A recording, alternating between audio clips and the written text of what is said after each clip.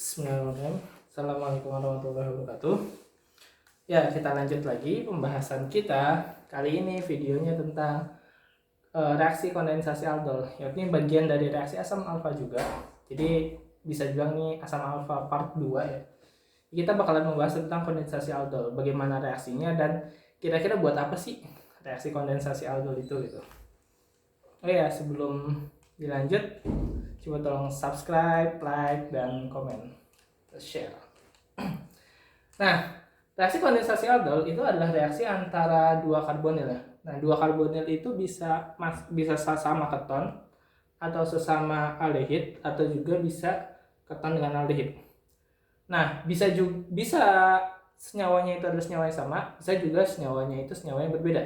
Tapi kalau yang berbeda itu biasanya kita sebut sebagai senyawa reaksi kondensasi aldol, tapi disebut sebagai cross kondensasi aldol. Nah, reaksinya seperti apa? Jadi misalkan gini, kita punya karbonil, di sini ada keton, di sini ada aldehid, di sini bahasanya kita biasanya pakai OH- ya. Terus nanti ini dipanaskan. Tanda segitiga ini maksudnya dipanaskan. Nah, mekanisme seperti apa? Jadi si OH- ini dia mengambil asam alfa. Nah, di sini kalau misalkan kita lihat di sini tuh ada dua jenis asam alfa. Pertama yang bagian sini di asam alfa dari ketonnya, yang kedua di bagian sini asam alfa dari aldehidnya. Nah, mana yang kita serang lebih dahulu? Kalau misalkan ada aldehid, usahakan menyerang asam alfa di bagian keton terlebih dahulu gitu. Kenapa? Karena bagian enolat keton itu biasanya lebih stabil dibandingin yang bagian enolat aldehid. Itu yang pertama. Yang kedua itu adalah ketika nanti diserang, ketika telah asam alfa telah diambil oleh H2O, oleh OH- dan membentuk ion enolat yang kemarin kita bahas, ion enolat. Nah, ion enolat ini dia sebagai nukleofil akan menyerang bagian dari elektrofil dari karbonil di aldehid.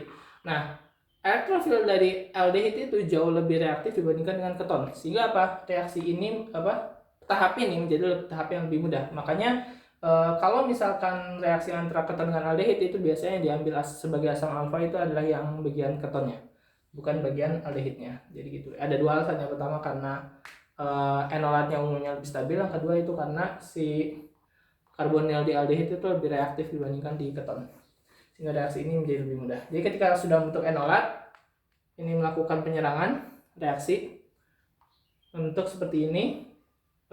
Tadi kemarin juga sudah direaksikan juga ya, membentuk yang kita sebut sebagai senyawa aldol.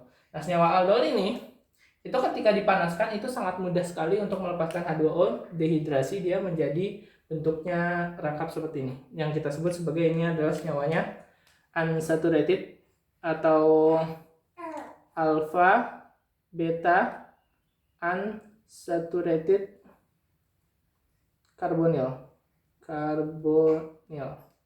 Alpha beta ini adalah posisi alpha, ini adalah posisi beta, unsaturated tidak jenuh karbonil.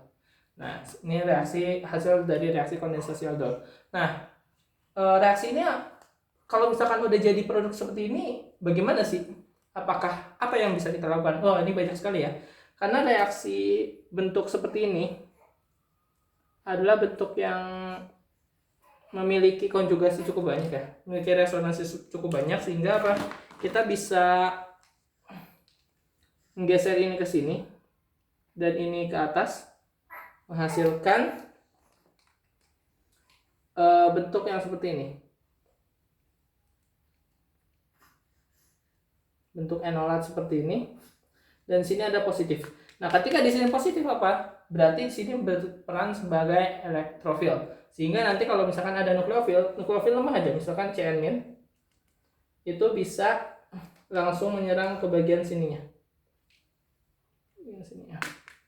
Sehingga nanti bakalan terjadi adisi yang kita sebut sebagai adisi 1,4. Nah, ini hasilnya Hasilnya nanti bentuknya adalah seperti ini.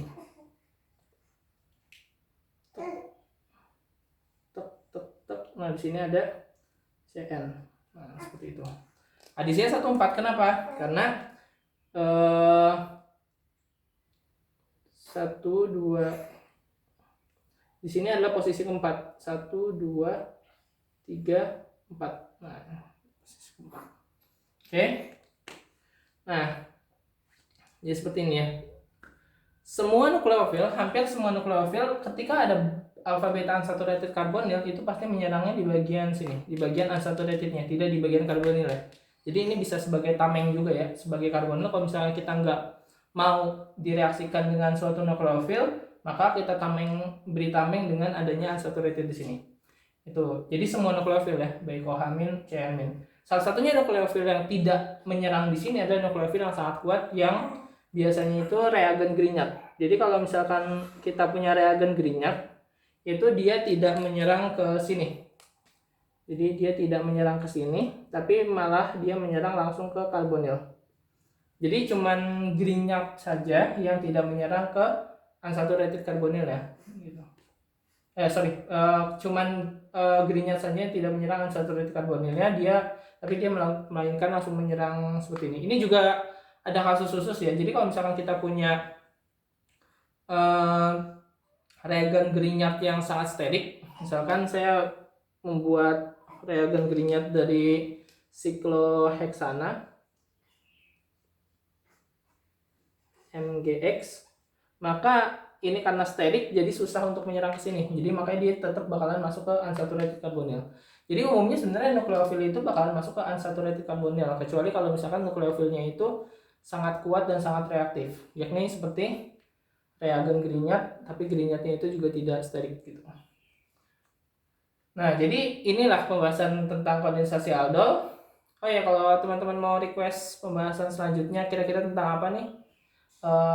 Materi-materi kimia bisa di request aja di komen ya, jadi komen di tag komen, bisa juga lewat komen IG gitu, bisa juga lewat komen di YouTube gitu. Ini adalah kondensasi aldol. Jadi mungkin untuk selanjutnya kita bakalan membahas tentang reaksi antara dietil malonat, masih membahas tentang reaksi asam alfa karena reaksi asam alfa cukup banyak ya. Ya, cukup sekian untuk video kali ini. Jangan lupa subscribe, like, komen, dan share bagi teman-teman. Ya, terima kasih. Assalamualaikum warahmatullahi wabarakatuh.